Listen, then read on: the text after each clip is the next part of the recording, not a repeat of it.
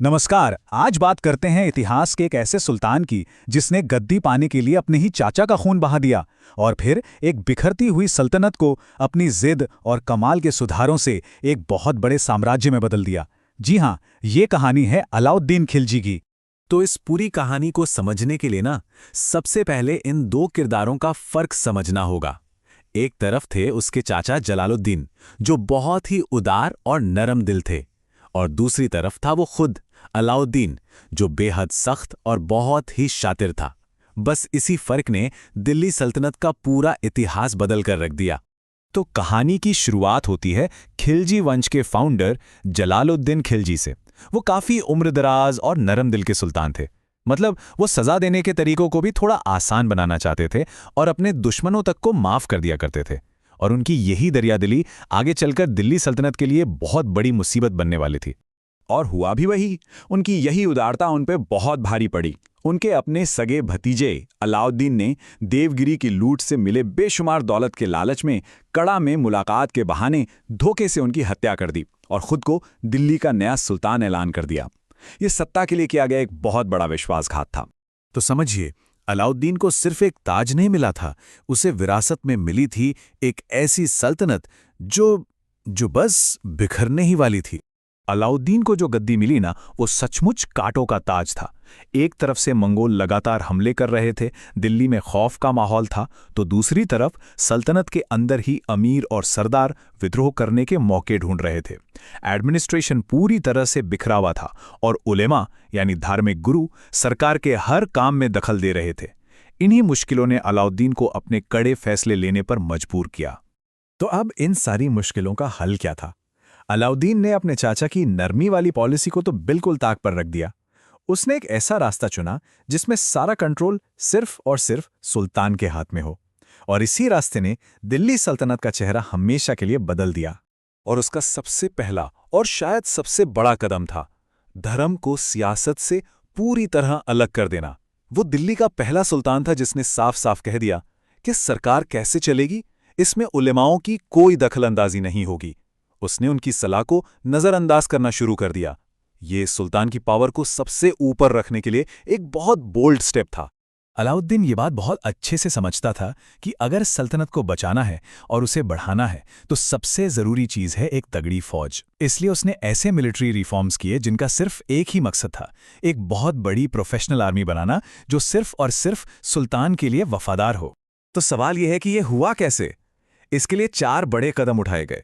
पहला, लगभग 4.25 लाख सैनिकों की एक बहुत बड़ी परमानेंट आर्मी बनाई गई। दूसरा, सैनिकों को जमीन या जागीर की जगह कैश सैलरी दी जाने लगी ताकि वो सीधे सुल्तान के प्रति वफादार रहें। तीसरा, करप्शन रोकने के लिए हुलिया सिस्टम शुरू हुआ जिसमें हर सैनिक का पूरा हुलिया रिकॉर्ड किया जाता था। और चौथा था दाग सिस्टम, जिसमें घोड़ों पर शाही मोहर लगाई जाती थी ताकि कोई अच्छे घोड़े को खराब घोड़े से ना बदल सके। अब सेना तो हो गई मजबूत। अगला नंबर किसका था? अमीरों और सरदारों का। अलाउद्दीन ने उनकी सारी जमीनें छीन लीं, उनकी पार्टियों और शराब पीने पर रोक लगा दी, और तो और उनकी आपस में शादियों पर भी पाबंदी लगा दी ताकि वो मिलकर कोई साजिश ना कर सकें। और हर तरफ अपने जासूसों का एक जाल बिछा दिया। नतीजा, किसी की भी सुल्तान के खिलाफ बोलने की हिम्मत नहीं होती थी। तो अब सोचिए, एक तरफ वफादार सेना, दूसरी तरफ काबू में किए हुए अमीर। अब अलाउद्दीन पूरी तरह से तैयार था एक ऐसे मिलिट्री एक्सपेंशन के लिए जो पहले कभी नहीं देखा गया था। और फिर तो बस जीत का एक ऐसा सिलसिला शुरू हुआ जिसने दिल्ली सल्तनत का नक्शा ही बदल दिया। उत्तर भारत में गुजरात, रणथंभौर और चित्तौड़ जैसे बड़े बड़े राजपूत किलों पर सल्तनत का परचम लहराया। इसके बाद सुल्तान की नजर पड़ी दक्षिण भारत पर। उसने अपने सबसे काबिल जनरल मलिक काफूर को एक बड़ी फौज के साथ भेजा जिसने देवगिरी से लेकर वारंगल और होयसल किंगडम्स तक सबको सुल्तान के सामने झुका दिया। पर यहां ना अलाउद्दीन ने एक बहुत ही स्मार्ट चाल चली। उसने दक्षिण के राज्यों को सीधे अपनी सल्तनत में नहीं मिलाया, बल्कि राजाओं को हराया तो जरूर, लेकिन उनका राज उन्हें वापस लौटा दिया। शर्त बस एक थी कि वो हर साल दिल्ली को एक बड़ी रकम टैक्स के तौर पर भेजते रहेंगे। ये पैसे से कंट्रोल करने की एक कमाल की पॉलिसी थी। चलिए अब आते हैं अलाउद्दीन के उस काम पर जिसके लिए वो आज भी सबसे ज्यादा जाना जाता है, उसकी मार्केट कंट्रोल पॉलिसी। ये एक बहुत बड़ी इकोनॉमिक प्रॉब्लम का बहुत ही अनोखा सॉल्यूशन था। तो सबसे बड़ा सवाल ये था कि खजाना खाली किए बिना 4.25 लाख सैनिकों की इतनी बड़ी फौज को कम तनख्वाह पर मेंटेन कैसे किया जाए। और इसका जवाब कमाल का था। जवाब था, बाजार की हर चीज की कीमत ही फिक्स कर दो। अलाउद्दीन ने अनाज से लेकर कपड़े, घोड़े, गुलाम, हर जरूरी चीज का दाम तय कर दिया। इससे ये पक्का हो गया कि एक सिपाही अपनी कम तनख्वाह में भी आराम से अपना गुजारा कर सकता है। अब देखिए, ऐसा सिस्टम सिर्फ कहने से तो नहीं चलता। इसे लागू करने के लिए एक पूरा का पूरा ढांचा तैयार किया गया। एक ऑफिसर था, शहना-ए-मंडी, जो बाजार पर नजर रखता था। गुप्त जासूस घूमते रहते थे ताकि कोई व्यापारी ज्यादा कीमत न वसूल सके, और टैक्स में मिले अनाज को स्टोर करने के लिए बड़े बड़े सरकारी गोदाम बनाए गए थे। और शायद सबसे हैरान करने वाली बात तो ये है कि उसने एक तरह से आज के पब्लिक डिस्ट्रीब्यूशन सिस्टम यानी पीडीएस की नींव रखी थी। जब भी कभी अकाल पड़ता या मुश्किल वक्त आता तो इन्हीं सरकारी गोदामों से आम जनता को भी फिक्स रेट पर अनाज दिया जाता था।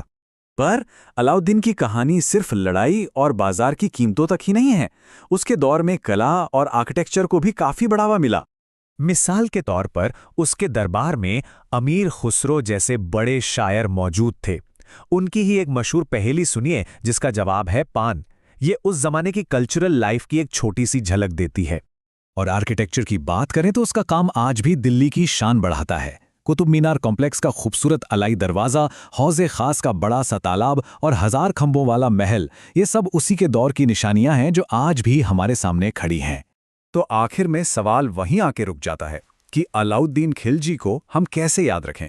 एक जालिम तानाशाह जिसने गद्दी के लिए अपने ही रिश्तेदार का खून कर दिया, या फिर एक दूरदर्शी शासक जिसने एक टूटती हुई सल्तनत को अपनी समझदारी और सख्त फैसलों से एक मजबूत साम्राज्य बना दिया।